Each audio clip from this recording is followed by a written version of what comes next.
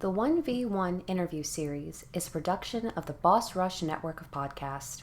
Visit bossrush.net to listen to our podcast and read our articles, game reviews, and more.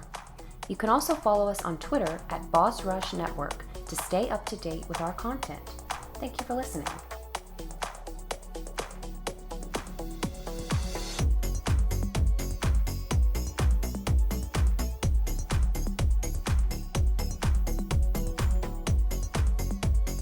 Hello, everybody. Welcome to 1v1 here on Boss Rush Network. I'm your host, the enlightened, excited Eddie. Joining me is the lavishing and levitating and lovable Mr. Lamont Reed. Hello, good sir. Hey, I'm finally here. How you doing? Everybody, Lamont is part of the Boss Rush writing team, and we're doing this 1v1 because we want you guys to get to know who Lamont is, some of his writings and everything. It's a new year, so everybody, happy new year 2022. Glad that you were able to make it. Yes, we celebrated in our own way during these pandemic times. We definitely so January 3rd, the date has already passed. Chicago themselves, they have passed where they said anyone who's unvaccinated is banned from a lot of places. I don't know about you, Lamont, if they've done that, but I think a lot of places, a lot of states are about to start doing that. So, people, if you're hearing this, please go get vaccinated. Why is it important? Because we want to be able to go out this year and, interact with you guys when we come to different conferences and cities and everything. But we're going to, but we're going to get into this interview. Lamont, how are you doing? I am great. A little tired, but I'm great. Just being able to talk to you, and I want to apologize as I haven't been able to do it in a while, and also I really gotta talk to you. I mean, it's just you were talking about the pandemic, and I wanted to throw this out there that I can honestly say that 2020, 2021, the best thing that has probably happened to me was that I discovered Boss Rush Networks. Oh. That is the best thing that's happened. And it was funny. I'm on this Facebook fan group called, I guess, Over 30 Gamers. Yeah. And I'm trying to remember what was it exactly that I posted. Oh yeah. So I was watching, Super Mario Brothers, The Adventures of Super Mario Brothers 3. Yeah. And it was the episode where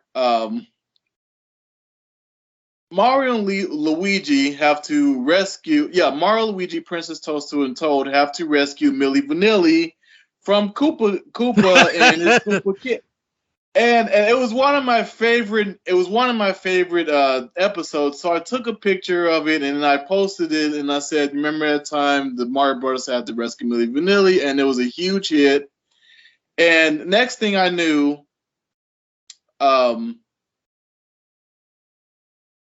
was that Dan? Yeah. Dan sent me a message and said, "Would you like to write about video games?" And I said, I've thought about doing that a long time ago, but I've never, actually went through it. So I said, well, let me get back to you on that because I'm not really sure. One of it was, I guess, because honestly a lack of confidence, and so I went to him again, talked to him about it, and I said, well, I'm going to give it a shot. And I got to meet all these amazing people, and it's just like a whole world just opened up for me. And I just, it's pretty much it. I truly feel the community in gaming, and it's truly amazing. I can't tell you how grateful I am. Oh, you're welcome. Oh, trust me, when we went I mean, when Corey started this, even before I came on, not Boss Rush, but when he was DNA and stuff, me and him were doing two different things. And through Nintendo Voice Chat, the podcast, just the Facebook page, we met there. And we've been friends, still like that's my bro. Him, like that's my best friend. Like he's literally my brother. If he Yeah. need anything, I'm gonna try to do everything for him to help him.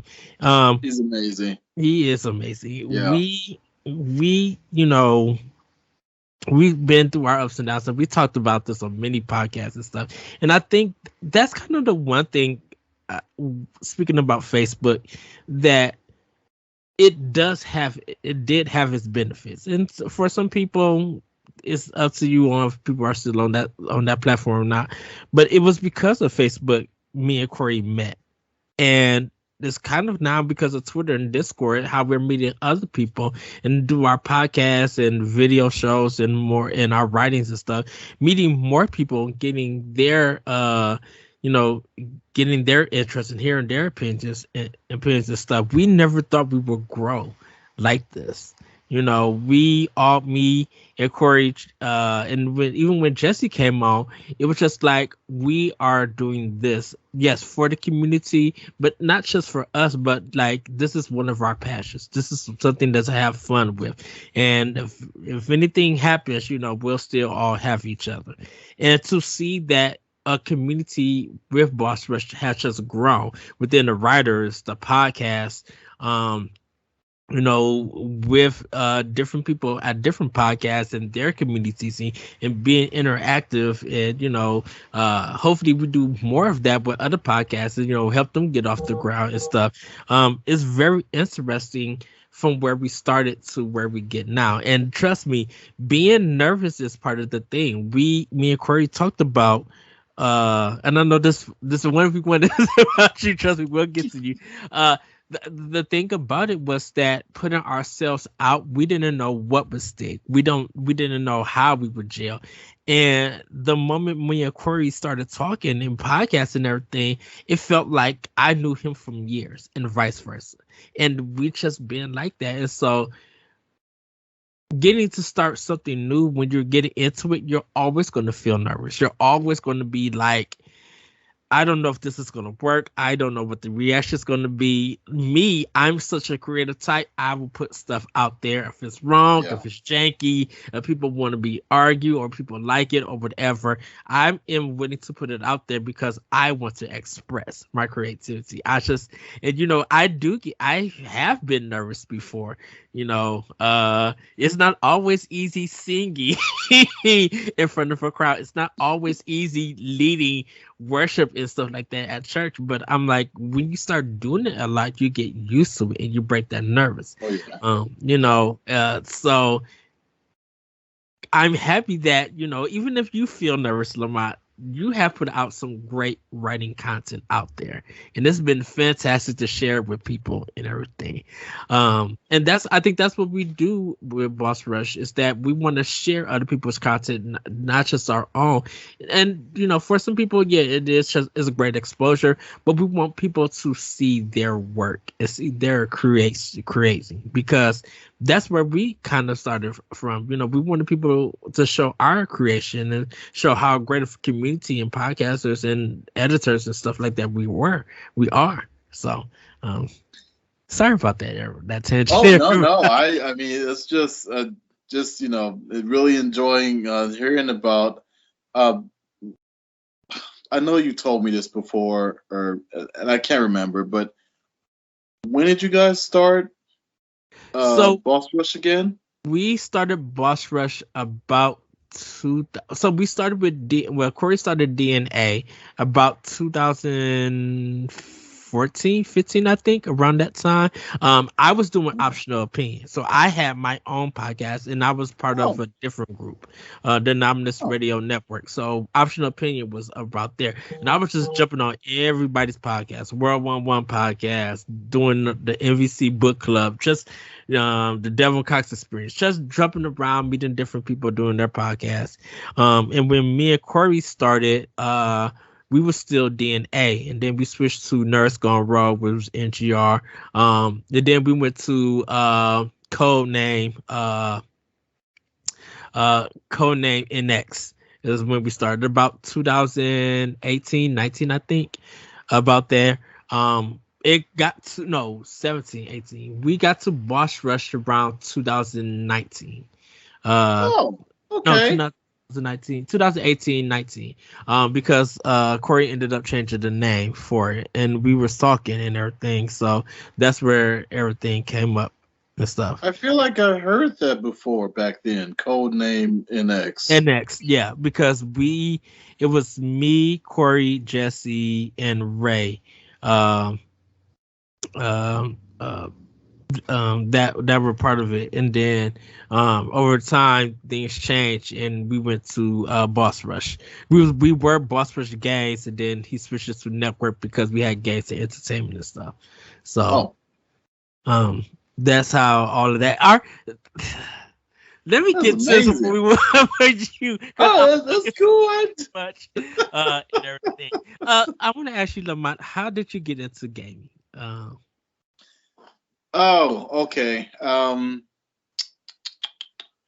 Let me see. All right.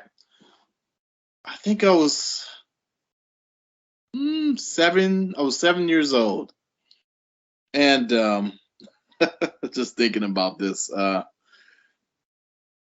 It was Easter, and I went over to my grandmother's house after church, and in her she has like this finished basement. It was probably like the coolest place to be because she had a Nintendo there, and I didn't know what this thing was. I just thought it looked cool. But one of my cousins was playing it. It was Super Mario Brothers, and I was like, "Oh, this looked pretty nice." So I asked if I can play. He gave me the joystick. I'm not doing anything. I'm not jumping. All I was doing just running. I keep falling off of cliffs. 7 years old. I'm like, oh, what's the point of this game? But I mean, it looks really good. So I'm hooked. I'm constantly, running it into the cliffs, not knowing I'm supposed to jump. I'm just controlling Mario, just running, but I'm having fun with it. So I didn't have a game on my own. So after that, let me see. Christmas went by, and I told Mom, this is what I wanted Santa to give me. But Santa gave me an Atari. and I don't want to bash the console. I mean, I have fun with it. It's just I wasn't as impressed with it as I was with the Nintendo.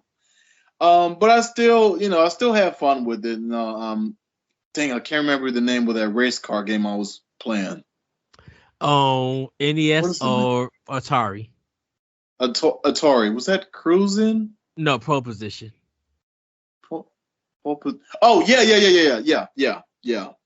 yeah. So everybody, I'm telling my age. I'm 41 years old. I had the Atari 2600. I'm 41. I thought I was older than you. Nope, I'm 41. The oldest in our crew is LaRon, and I'm second oldest. Well, no, Mark and Jack. Well, Mark and Jack. Oh, yeah. That is so funny because when Corey said I was the pre-evolution of you, I was just like, oh, wait a minute, I'm older than Ed, and wow, okay, cool, all right, I'm 39. So okay. Yeah, I'll be 40 in April. Welcome to the. I'll join the club soon. So, but yeah. So after that, after the Atari, okay, a year went by. My mom's friend, we went to visit her, and she has a daughter and son. I had a little crush on the daughter. She was like 10 years older than me. She let me play the brother's Nintendo. And I'm trying to remember, was I even playing Super Mario? No, I was playing Super Mario Brothers 2. Yes. Oh, I fell in love with that game. Oh my God. Didn't know what I was doing. That the is brother came in, and the brother came in, and he's like, don't touch my things. He took the joystick from me, and then I was just like, and I said to myself, one day I'm going to get a whole bunch of games, and I'll show you. Yeah, and I got them all. Mario Brothers 2 is the game that I Christian when I moved to the current house that I'm in. It was the game that I Christianed the house with because we didn't have no furniture or anything, but I had my TV here and I had my Nintendo, and in it the only game that I had was Super Mario Brothers 2, and I played the whole game without no codes or anything. Yes. Oh my gosh. Yeah. I'm trying to remember when. Oh, yeah. Sorry, I keep going on with the story. It's kind of long, but I'm towards the end now. So anyway, I finally get the Nintendo with Super Mario Brothers. I didn't get Super Mario Brothers 2.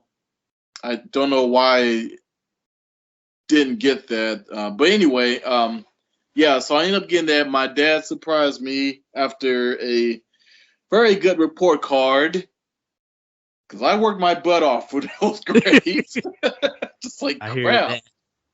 Ooh, straight B's. Like, yeah, I'll take it.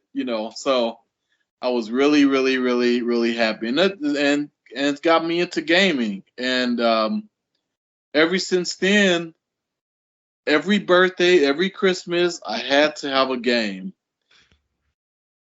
1990, I asked Santa for a Super Nintendo. Yes, I was 10 years old, and yes, I was still believing in Santa Claus. No, he was not 10 years old. At 1990? No, I'm sorry. I'm tripping over here. 1990. So you was 8. I was 8. I was 8. I'm tripping. Sorry. Mom broke the news to me that there was no Santa Claus, and I bawled to tears so bad. I was like, "No! Who's gonna give me my Super Nintendo?"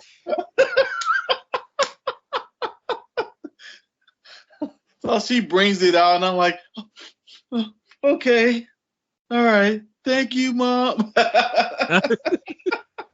And I remember getting my Super Nintendo. So my friend, my next door neighbor, still my best friend. He had the Super Nintendo. He had Turtles in Time, and we played that mug out to death. So when I got mine, of course Mario was packed in and let people play the stuff.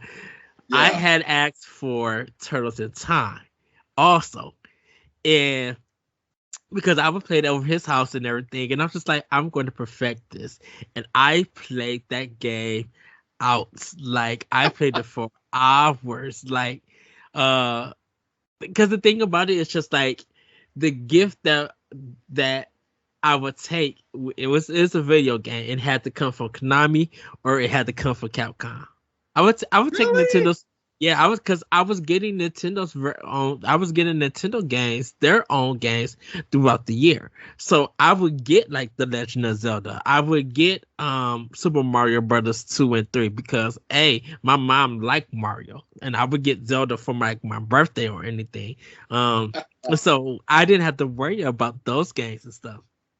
I actually ended up getting Super Metroid. So my cousin in the summertime, he was staying at my grandma's house, and he had a Super Nintendo, and he had Super Metroid with the guidebook. And so I beat. He didn't beat Super Metroid yet. I beat it because I was going over to my grandma's house every day playing it, and so he moved out or something because he also taught me how to play Street Fighter 2. Yeah. So when he started, I was coming over and he wanted to challenge me. I was beating him at his games and everything. Who's your main? My main was Ryu. Okay.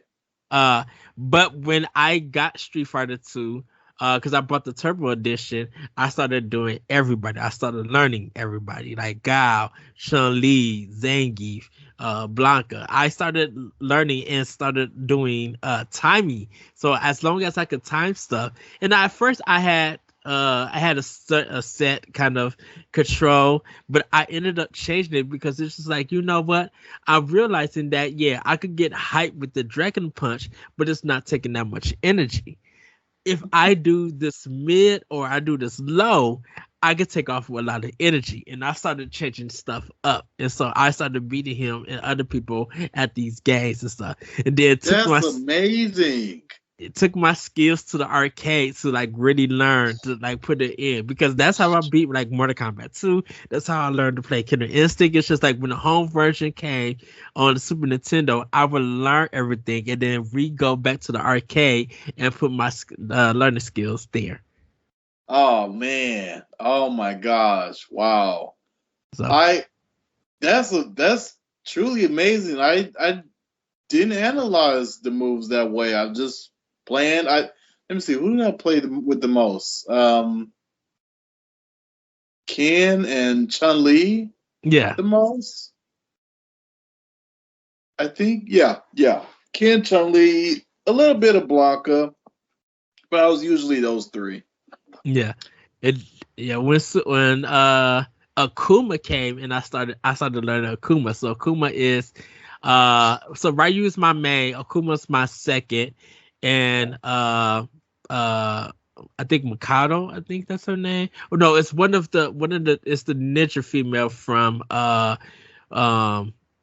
Street Fighter 3 Third Strike. Street Fighter 3 Third Strike is I know what you're talking about. Third Strike is the best fighting game. I love Smash Ultimate. I love Soul Calibur. I love Teenage Mutant Ninja Turtles Tournament Fighters. I love Mortal Kombat 2 and Killer Instinct. I love all of those. But Third Strike, the moves, the sound, the music, is everything. I think it's better than Marvel vs. Capcom 2. Yeah, it's pretty much up there. I don't think I've ever finished that with anybody. I gotta go back and play that, because I have the I may do that tonight. If you have the Street Fighter collection on Switch, you should be able to do it. Yes. So I can truly say that's the best collection. I mean, wow. And I mean, I got a favorite too. My favorite was Street Fighter Alpha 2. Yes. The stages in that game. See, everybody. See, folks don't know when we talk about games and the stuff that I know and that I play, because I know I played a lot, because I had that game for PS2, but I used to play it also not PS2, PS1. I used to also play it in the arcade. I love the level design in Street Fighter Alpha 2.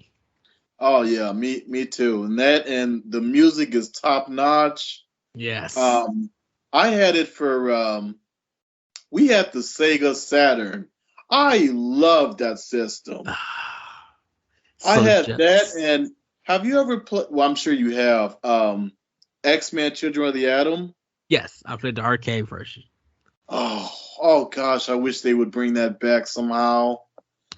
They never will, but it's so good. I love that game. It's a. I think Capcom would have to go to Disney now to get that. They can't go to Marvel.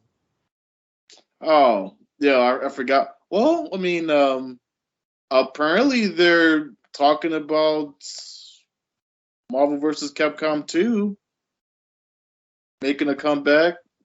They're talking about it. So the thing about that is that I kind of don't want it to come back.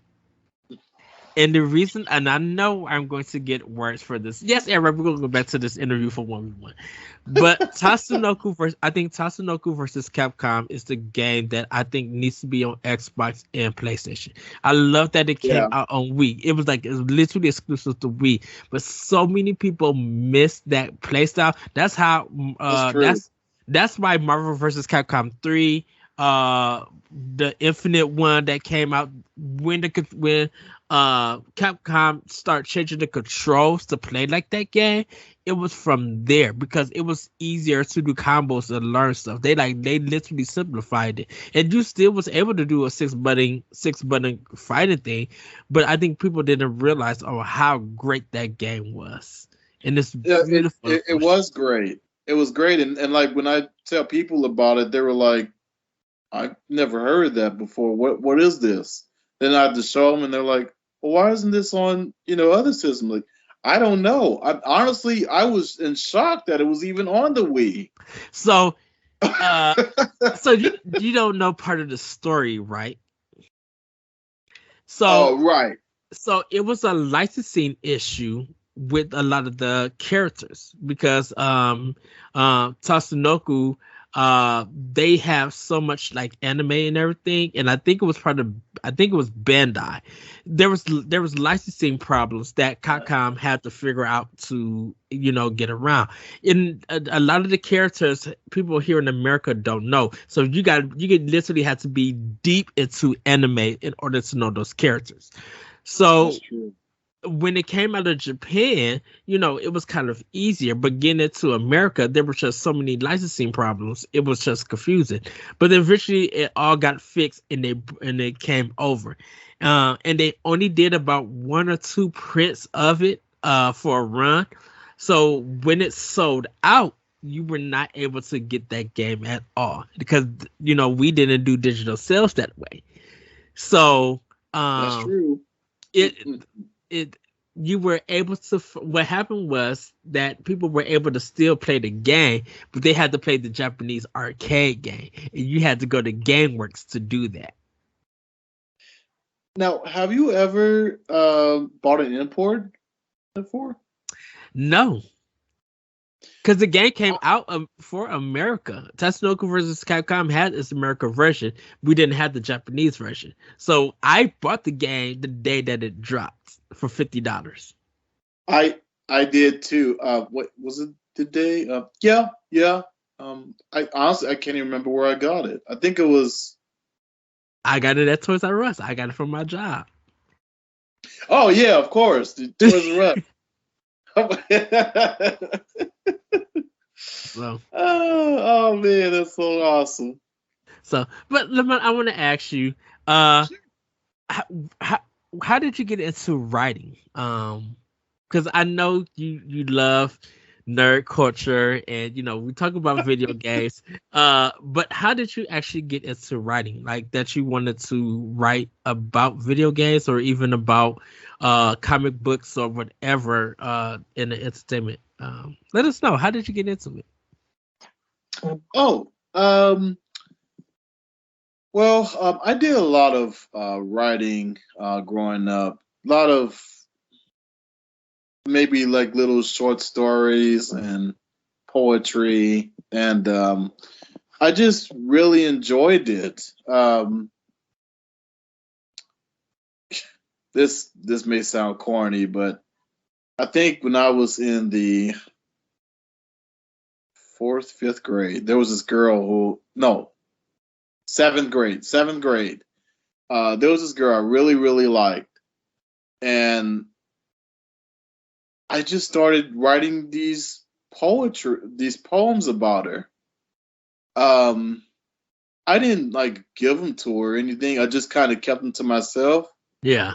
And for some reason, it just kind of developed into a love of writing. So I would write these little short stories about how I become like a superhero and try to save people and everything, and little bits and pieces, and and I think I remember one day I told somebody that if because I've had all these fantasies like no when I find somebody I'm gonna like always write them poetry and write little short stories about her, just I have a very huge imagination. It's really huge, but I just loved writing that way. And so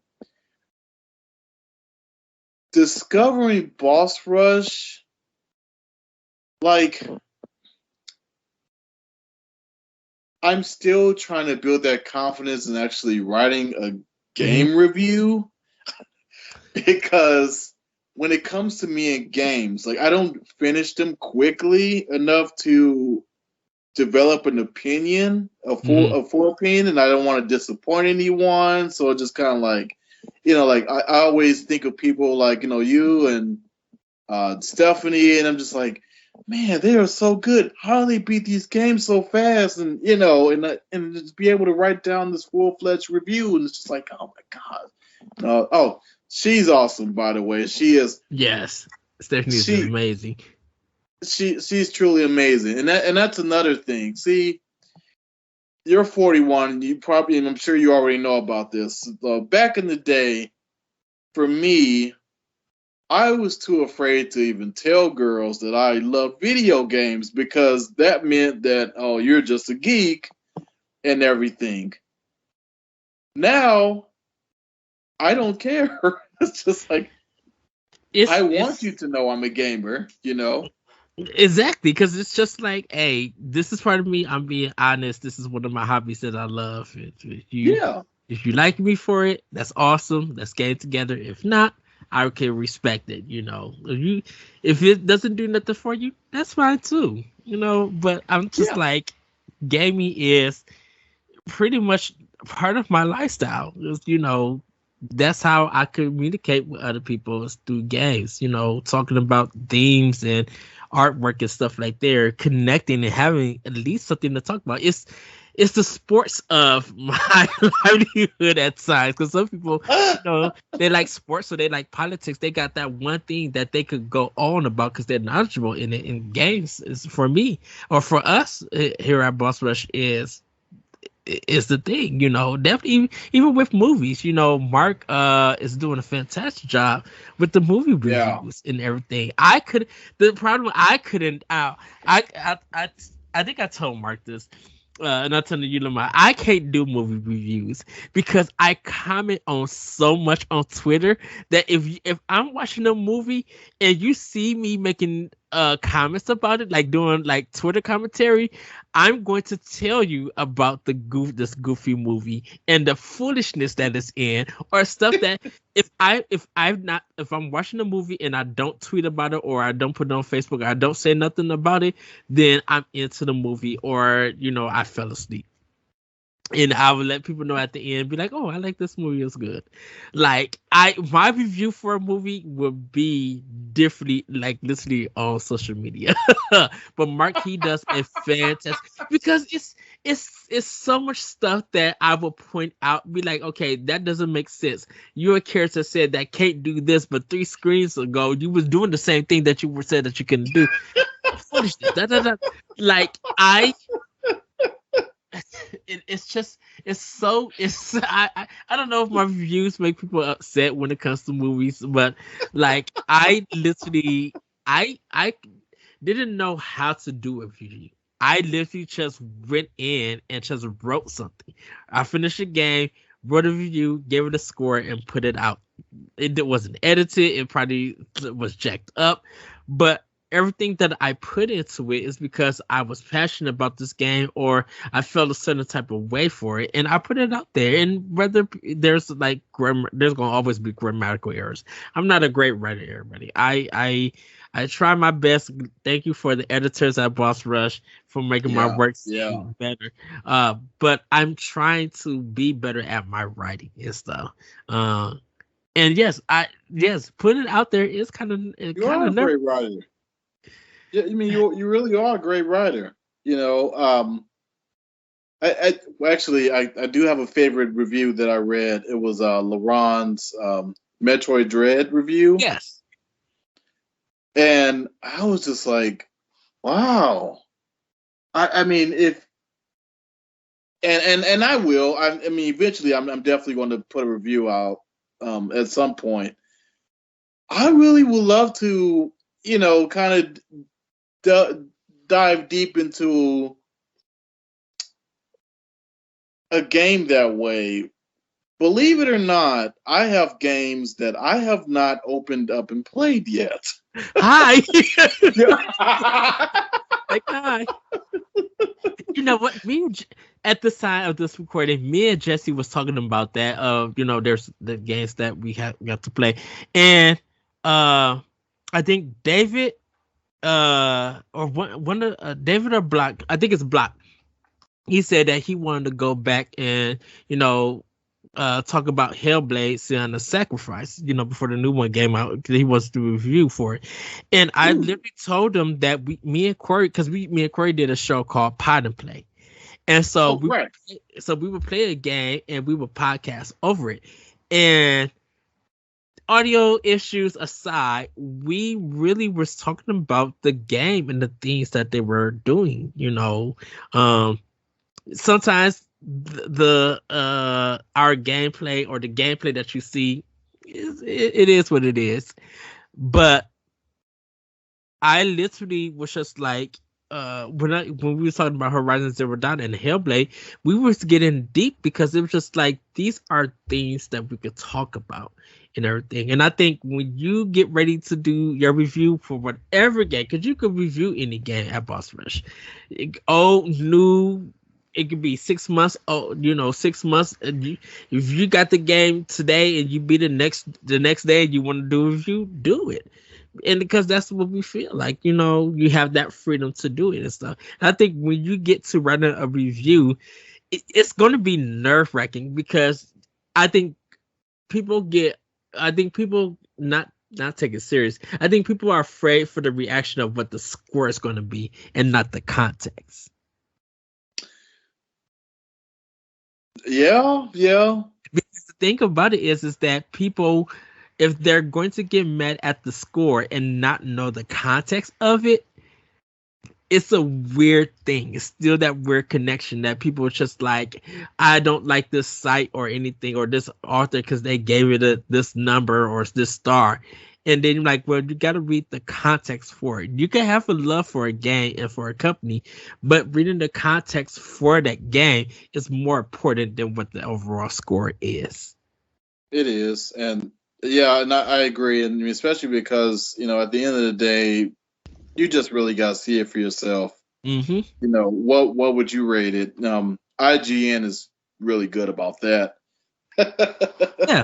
And I think that's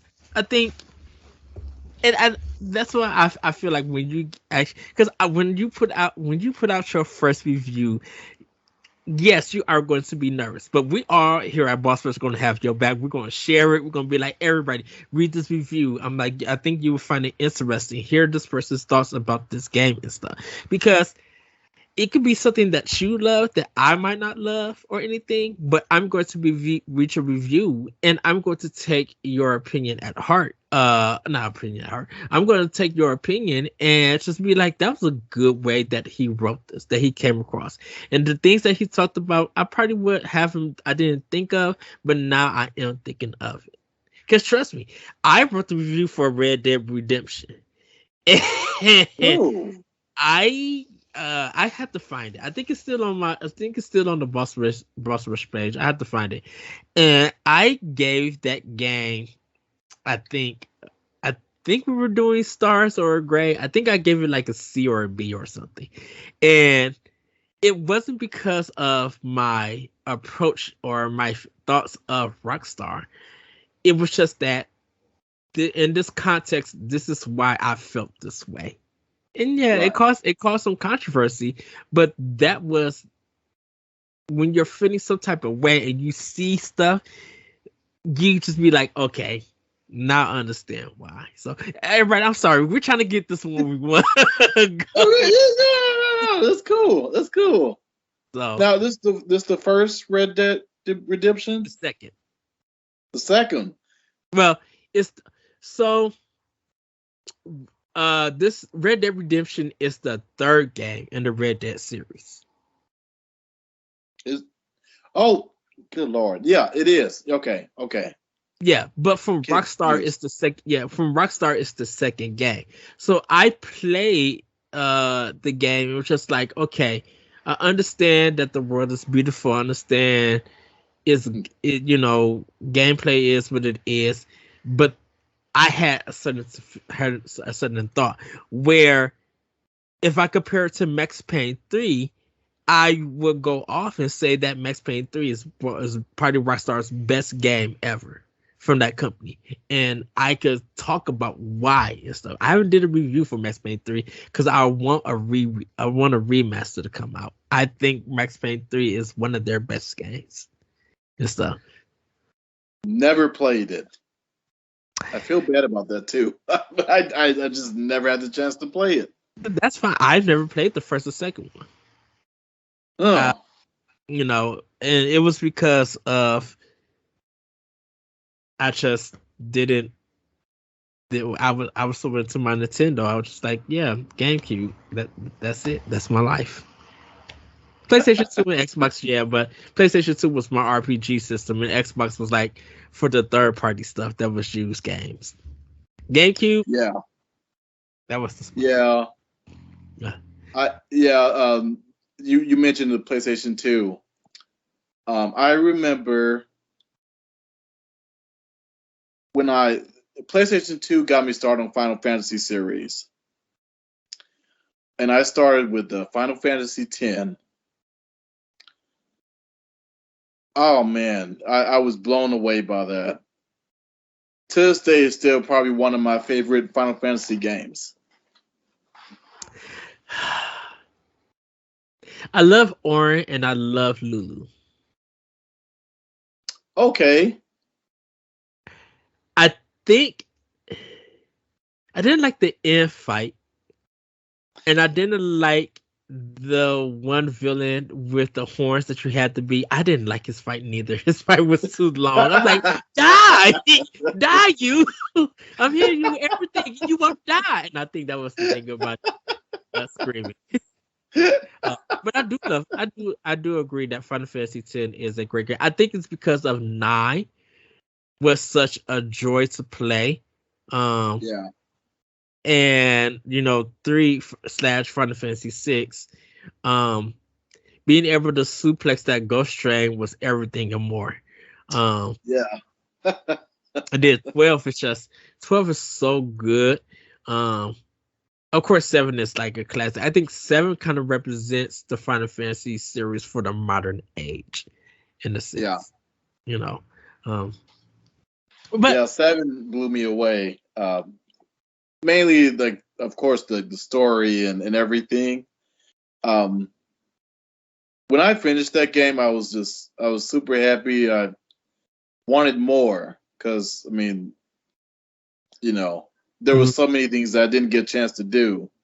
Like, I didn't know anything about Ruby, and you know what I'm talking about? The huge mechs that was. I didn't know anything about those, and I wanted to go back and do a replay and fight those, and it was just an amazing game. I'm sorry, I'm rambling on and on. But I remember the day I found out Final Fantasy VII Remake was coming out. I thought I was gonna have a heart attack. Was that when they announced it? Yeah. Okay, so that was I think 2014 E3. Yeah, it sure was. Because everybody said that Sony won it and everything, and you see all the memes and people, and Sony, they did a fantastic job with it. I didn't believe that they were going to be able to do it because of I didn't either. Square had lost a lot of money because of their movie production that they closed. So they lost a lot of money. Yeah. So seeing it as a tech demo, and then they said, hey, we're actually going to go ahead and do this. I was shocked that they went through it,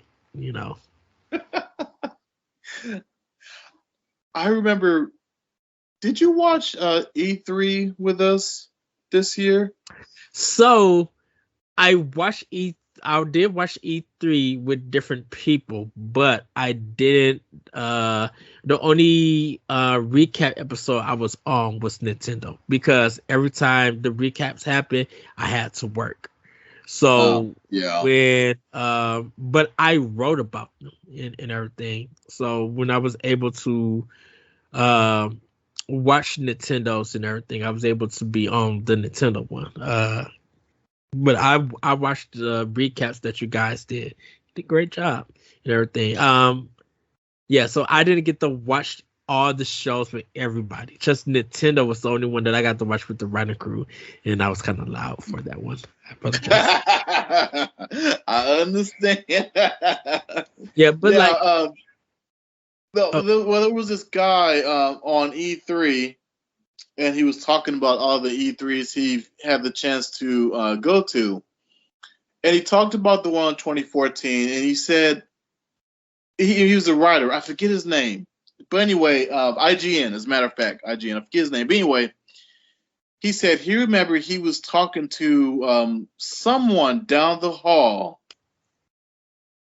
and when that music played, the entire world had a collective gasp. Mm-hmm. And so many people shouted. I mean, and it was just, it was right. Listening to that really made me feel like, wow, this is a real community, you know. And it was the best. I just loved listening to him talk about that, and it was just like, man, because I remember I was there. I fell out of my chair. Oh wow! Well, I kind of want to ask you now that you brought E3 up. Which game reveal you thought captured a moment? Do you think it was the Final Fantasy VII remake? Do you think it was Halo Infinite when Microsoft revealed it, or do you think it was Breath of the Wild? Because when Breath of the Wild came,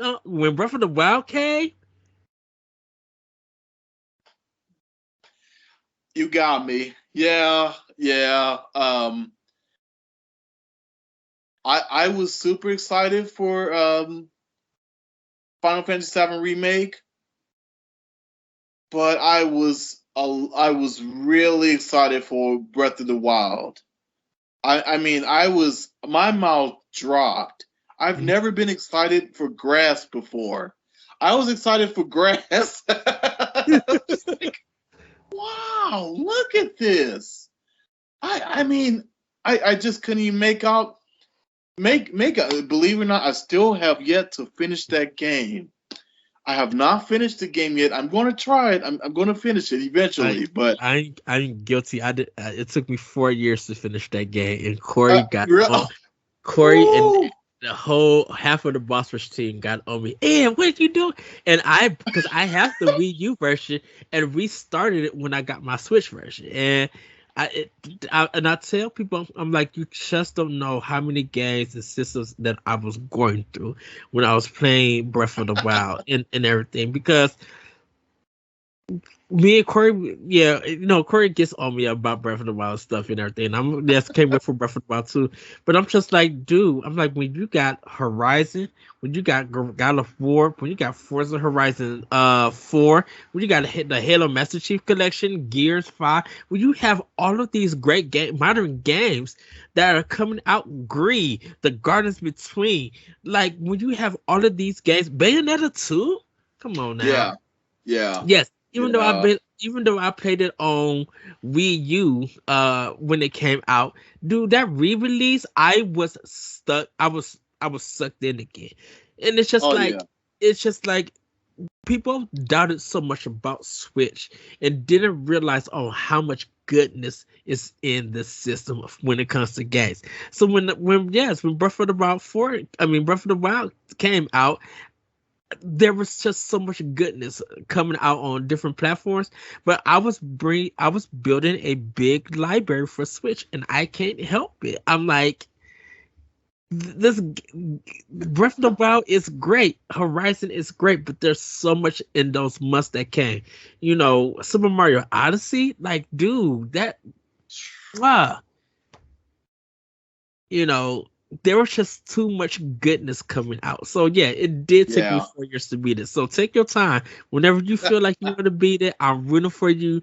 Go ahead and beat it. I take the jabs. I take the laughs and everything, but I did finish it, and it's just like I'm glad that I got to finish it. I can't wait for part 2 and stuff.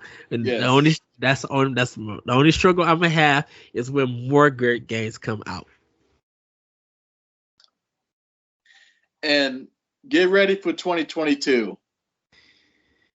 See, Uh-oh. Or so I agree. Get ready for 2022, but it has to top 2019. It has to. If it cannot top 2019, 2019. you have Fire Emblem in July. No, you had Hollow Knight in June. You had Fire Emblem in July. You had Astral Chain in August. You had Link's Awakening remake. You had Dragon Quest. You had 11. Dragon Quest 11 come 11. out on Switch. I had what's the robot game that came on Switch that people didn't like but I enjoyed. That was kind of like man, you just had a lot. It was on Switch. It's a Switch exclusive. Because it's a mech game.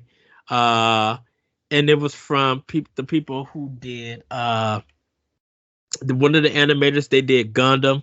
One of them was from Software, who did that one. Dang it, one of From Software's first games. I could probably look it up. It was something Machina.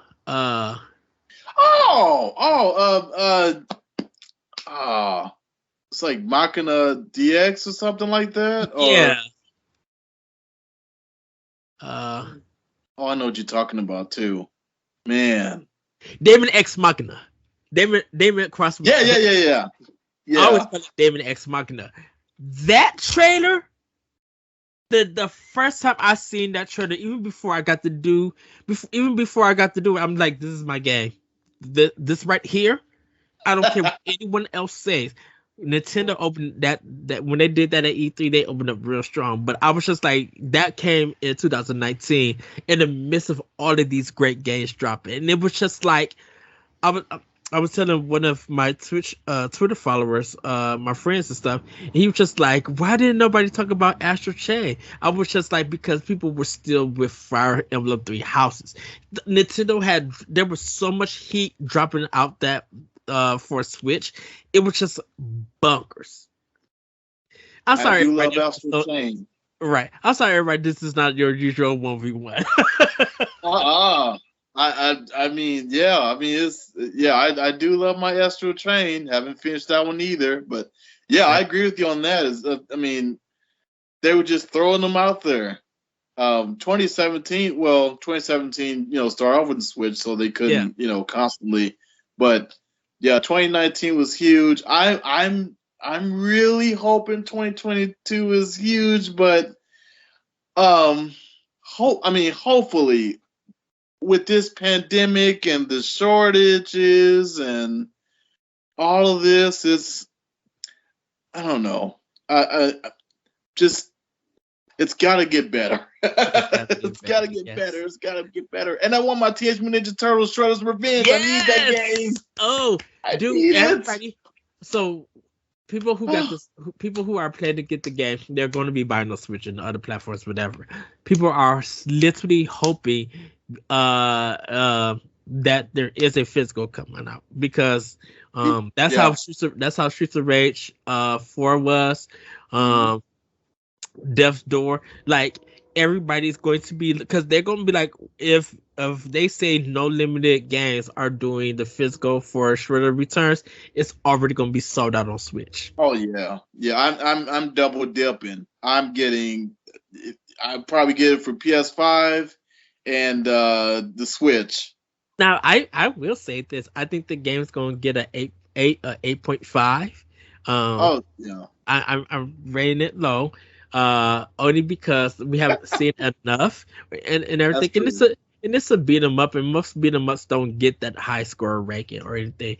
But I think it's going to sell really good. I think it's going to be in some good, going to have some good average numbers, and I think I could probably say across all three platforms and even PC, I think it's probably going to be the highest selling for that week, whatever it comes out. If there's nothing that's coming out besides it, that's going to be the game of the week that they're going to probably buy it on a Thursday or a Friday or whenever it drops. I think Tuesday would be fine. If it drops on a Tuesday, everybody's going to be playing that game, and they'll probably beat it within that day because it looks like it's not too long game, but it's going to be like, okay, let's hook up.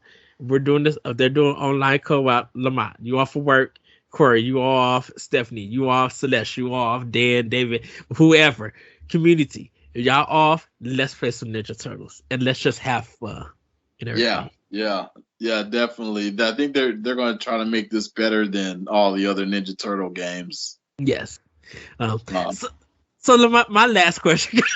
It's cool. Yeah. What are your other hobbies that you like to do? Or take part in, I should say. Other hobbies. Do I have other hobbies? No, I'm just kidding. Let's see. I like to read. I like to collect figures, collect books. Gosh, I don't have a lot of hobbies. I'd like to bring up some. I was actually just talking to one of my friends about maybe like next year, like learn how to play the keyboard and use like one of the apps. So I'm gonna try that. But so I used to do a lot of writing. I mean, I still do, but just like collect different things. Watch a lot of movies. We were talking about reviews, and I saw Spider-Man: No Way Home. The greatest movie. And of course, Mark had already written a review about it. That's just like, wow, he beat me to the punch. I'm probably gonna go see it tonight because I haven't seen because I haven't been able to go to the movies in a while, so I haven't seen Spider-Man. So I'm probably gonna go see it because we still got time and I don't have to do anything else after the show. So I'm probably gonna go see it. And this is the one time I got out to go to the. No, I take that back because I did go see Ghostbuster Afterlife. But before that, I didn't even step foot in a movie theater. But this time, like, I bought my little Lysol, spraying down the chair and spraying down the chairs next to me. Had my mask up and my sanitizer, and I was ready. not me. I came in with my mask. I have my nachos and I'm gonna have my nachos and cheese, my drink, and I'm gonna sit my tail down in my coat, and I'm gonna watch the movie. Because I am Tell me what you think when you see it, please. I will. I definitely will. Please don't let it be any dragged out conversations that don't have nothing to do with the movie. Because I hate that when it's just a long monologue that don't have nothing to do with what's going on in the movie. Just be like, look, I'm gonna need you to press X, B, B, triangle, square, and do a combo or something. Move this along. I don't need this talking. If it has y'all talking about biscuits, what is biscuits gonna do? Is it gonna play any kind of role? No. I need to move this along. I know they're probably gonna be like, "Dang, Eddie is hard." You're awesome. So, well, before we go, anything that you're snacking on, any kind of favorite snacks, or what's your breakfast meal to go to that you like? Because it seems now that there's about to be a discussion about waffles and pancakes. Okay, so It's funny you said this. I just saw these those breakfast toaster strudels, Yes. the breakfast ones. So there's actually one out, but the pastry is French toast, and then you got the egg and the bacon, cheese inside it. So all this is French toast. I would check it out. It's really good if you haven't. It's good. Yeah. I have to check it out and talk about it on Snack Tendo. Yeah. Yes, So, it's super good. But yeah, like I did a lot of eating on Christmas and probably like this whole week, and I'm just like, I gotta eat a salad, So, but I haven't eaten salad yet, so eventually I'll get there. But I dealt with 7,000 phone calls about these COVID tests, and I'm like, come on now, we don't have them. We've been sold out. You think a store like us is going to have some COVID tests when no one in the state or in the area has any, but we have 10,000 of them. So you just going to call and think that we're going to have them. you guys still out of those? We've been out of them since last Tuesday. At the time of Wow. this recording, I should say. Wow. I guess I should get one myself, just in case. Well, we had this one man, he tried to return it, but yeah, that's the conversation after the podcast. Return it? Wow. That's funny. So it wasn't used or anything, but it was, it's a bit to not remember or care for. So but Lamont, thank you for this 1v1. I apologize to everybody. This I know our 1v1s sometimes get off rails, and this one felt like a podcast, but I think that's sometimes good for 1v1, where it just feel like I tell people when I do 1v1s and when I do interviews, I always want things to feel organic, to feel friendly. And I apologize if I talked a lot, but it always feels like it's definitely a friendship. It's definitely, we laugh, we joke, we learn and everything. And I think I always, like I said, I always want to make my guests feel comfortable, feel more welcome. So thank you, Lamont, for this 1v1. Everybody, you can check more of Lamont's writing at bossrush.net. Lamont, go ahead and plug when you can. Oh. Yes. You can check me out at Boss Rush Network. I've been a little lax on putting content out there, but I'm definitely going to start back again. I've got some banters coming, so yeah, definitely check me out. Yes, I have to see. I think I put a banter in. It's talking about what retro sports game that you want to come back, and I'll talk about arch rivals. Ooh. So okay, I hope they do this, but they probably won't. One of my favorite sports games was Super Mario Superstar. Baseball. Oh, baseball. Have you ever played that? Yes, I did. Me and David loved that game. Oh gosh.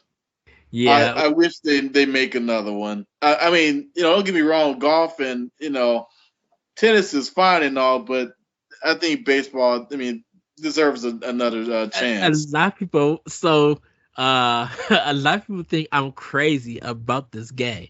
Like that it didn't do well. I was telling them, I'm like, when I was working at Toys, we would get 9 to 10 boxes of this game. It's $50, and all of them kept selling month after month after month. I don't know what the final number was for it, but that game sold. And I'm just like, if they will bring this out to Switch, they'll sell even more. If you think I'm kidding, dude.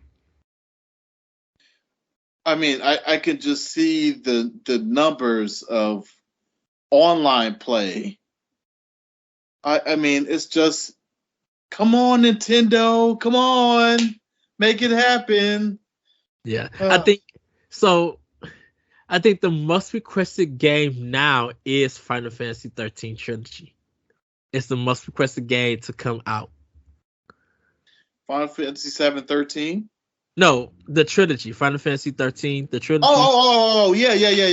Yeah. Everybody wants that to come out, and they want it on Switch as physical. They was just like, come on, Square Enix, you need to bring this out. I'm like, look, they still got to bring the other 6 games that's only on mobile and that's only on mobile that everybody was. That was that angered the internet this year. I was one of them. I was very upset about that. I'm just like, I can't get into mobile gaming. I tried it. Sometimes I love it. Not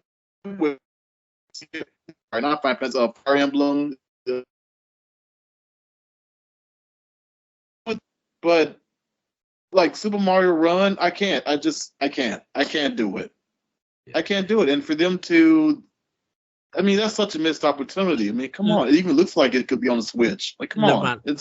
I'll say, go and look at the Final Fantasy collection announcement and see everybody's reaction. If you are down and out, put that on and watch the reactions and just have you a time. Because man, when I tell you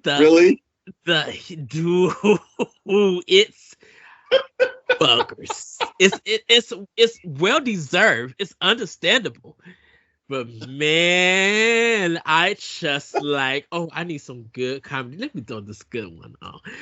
But everybody, that has been 1v1. Lamont, I want to thank you for joining me for this conversation. Hopefully you guys You're welcome. Hopefully you guys get to check out Lamont and his work. And hopefully that if you feel like this one wasn't a 1v1, but it was just a good podcast to listen to, we welcome that. Thank you very much. But then everybody you're welcome. Thank you, everybody. We'll see you next time on 1v1. Bye, everybody.